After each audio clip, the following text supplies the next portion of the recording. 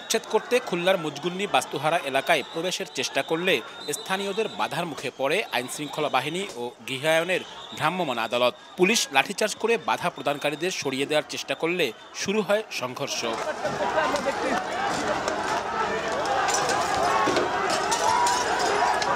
পুলিশকে লক্ষ্য করে ইট নিক্ষেপ করে স্থানীয়রা। ভেঙে ফেলা হয় অভিযানে আসা একাধিক বুলডোজার। পরিস্থিতি নিয়ন্ত্রণে আনতে টিয়ার সেল নিক্ষেপ করে পুলিশ। মুহূর্তেই রণক্ষেত্রে পরিণত হয় পুরো এলাকা। দফায় দফায় ধাওয়া পাল্টা ধাওয়ার এক পর্যায়ে পিছু হটতে বাধ্য হয় পুলিশ। স্থানীয়দের দাবি, নোটিশ ছাড়াই উচ্ছেদ অভিযানে এসে মারমুখী আচরণ করে পুলিশ।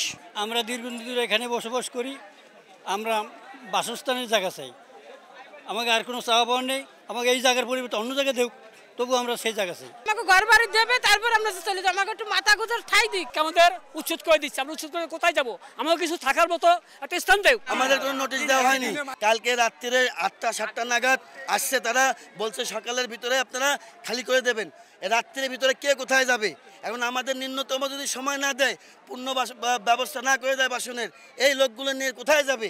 পুলিশের দাবি, ম্যাজিস্ট্রেটের নির্দেশেই লাঠিচার্জ করা হয়েছে। এদিকে গৃহায়ন কর্তৃপক্ষ বলছে যথাযথ আইনি প্রক্রিয়া মেনেই উচ্ছেদ অভিযান করা হয়েছে। এখানে তারা উচ্ছেদ করবে, তারা আমাদের সাহায্য চেয়েছিল আইন শৃঙ্খলা রক্ষা করার জন্য। আমরা তাদেরকে আইন শৃঙ্খলা রক্ষা করার জন্য তাদেরকে চাহিদা অনুযায়ী আমরা ফোর্স তাদেরকে দিয়েছিলাম। উচ্ছেদ কাজটি যথাযথ আইনগত প্রক্রিয়া মেনেই আমরা এখানে উচ্ছেদ অভিযান পরিচালনা করেছি।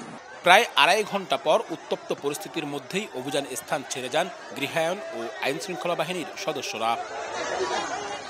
স্বাধীনতার পর থেকেই বাস্তুহারা এই কলোনিতে প্রায় 200 পরিবারের বসবাস। 1987 সালে গৃহায়ন কর্তৃপক্ষ প্লট হিসেবে 42 জনের কাছে জায়গা বিক্রি করলেও তা বুঝে পেতে আদালতের দ্বারস্থ হন প্লট মালিকরা। পরে গৃহায়ন কর্তৃপক্ষকে জায়গা বুঝিয়ে দিতে নির্দেশনা দেন আদালত।